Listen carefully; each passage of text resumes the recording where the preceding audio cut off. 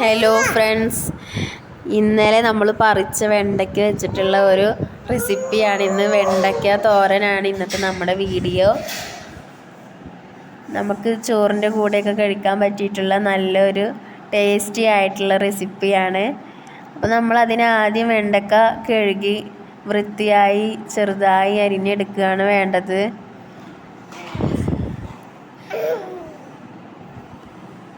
വെണ്ടയ്ക്ക നമുക്ക് വീട്ടിലുള്ളത് കൊണ്ട് എന്നും കറി ഇഷ്ടപ്പെടാത്തവരുണ്ടാവും. അപ്പോൾ നമുക്ക് ട്രൈ ചെയ്യാവുന്ന ഒരു ഐറ്റമാണിത്.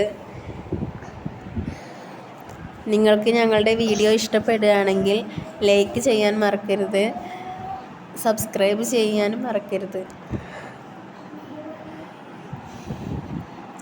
അപ്പോൾ നമ്മൾ ചെറിയ കഷ്ണങ്ങളായി വളരെ തിന്നായിട്ട് വേണം വെണ്ട നുറുക്കിയെടുക്കാൻ.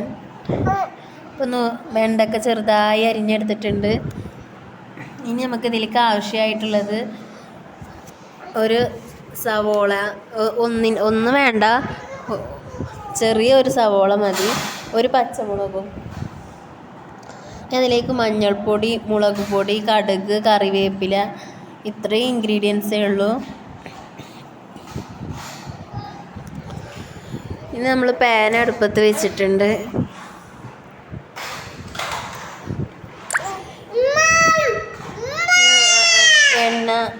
പാൻ ചൂടായി വരുമ്പോൾ നമുക്ക് അതിലേക്ക് എണ്ണ ഒഴിക്കാം. എണ്ണ നന്നായി ചൂടായി വന്നതിന് ശേഷം മാത്രം നമുക്ക് കടുകിടുക.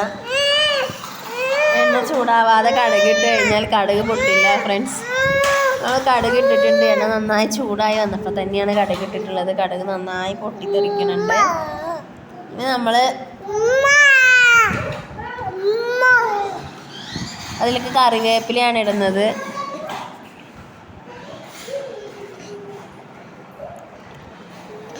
കറിവേപ്പിലയും കടുകും നന്നായി ഒന്ന് പൊട്ടിത്തെറിച്ച ശേഷം നമുക്കതിലേക്ക് ഉള്ളിയും പച്ചമുളകും ഇട്ട് കൊടുക്കാം.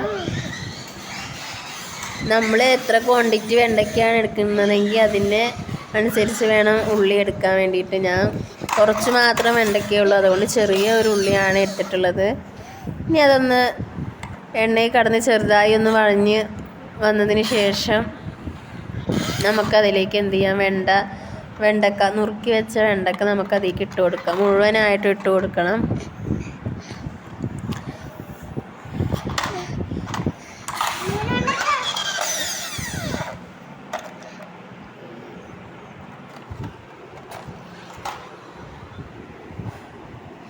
വെണ്ടയ്ക്കയുടെ ഒരു വെഴുവെഴുപ്പ് മാറി കിട്ടുന്നത് വരെ നന്നായി ഒന്ന് ഇളക്കി യോജിപ്പിച്ച്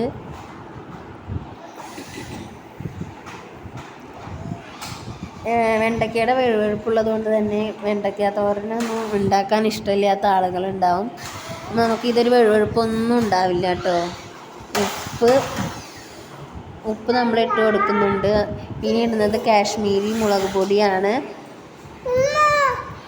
പിന്നെ മഞ്ഞൾപ്പൊടി.